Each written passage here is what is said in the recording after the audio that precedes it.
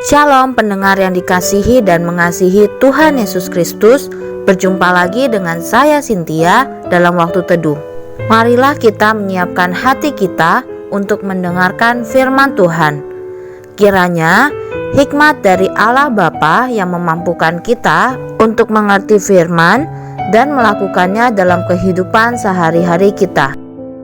Renungan harian hari ini berjudul Meninggikan Tuhan Kita. Bacaan Alkitab diambil dari 2 Korintus 11 ayat 23 sampai 28. Nats pembimbing hari ini diambil dari 2 Timotius 4 ayat 6. Demikian firman Tuhan, mengenai diriku, darahku sudah mulai dicurahkan sebagai persembahan dan saat kematianku sudah dekat. Sebagai seorang pria berkepribadian teguh, Rasul Paulus memiliki sebuah ambisi yang pasti. Ia menguraikannya dalam suratnya kepada jemaat di Filipi.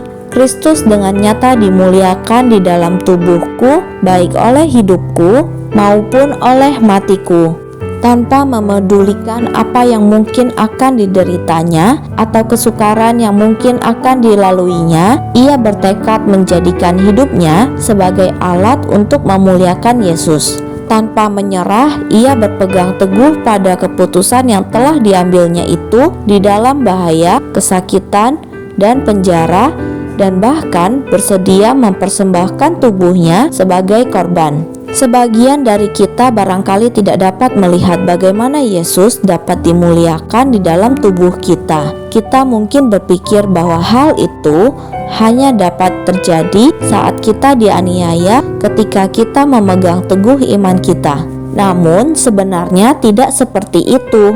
Tangan kita dapat meninggikan Tuhan saat kita menulis surat-surat yang menghibur.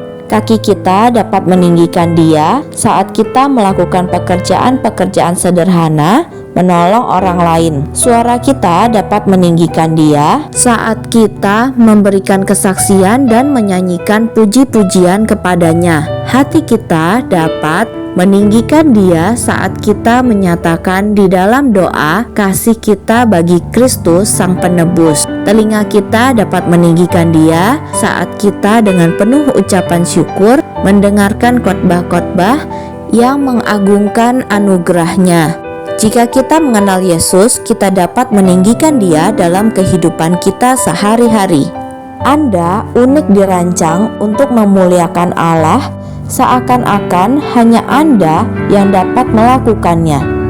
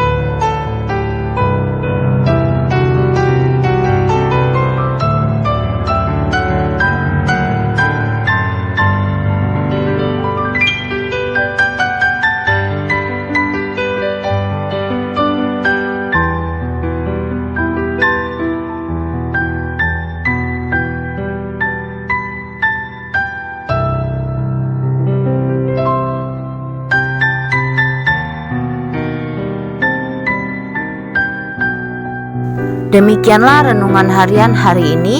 Sampai jumpa lagi pada kesempatan berikutnya. Tuhan Yesus memberkati kita semua.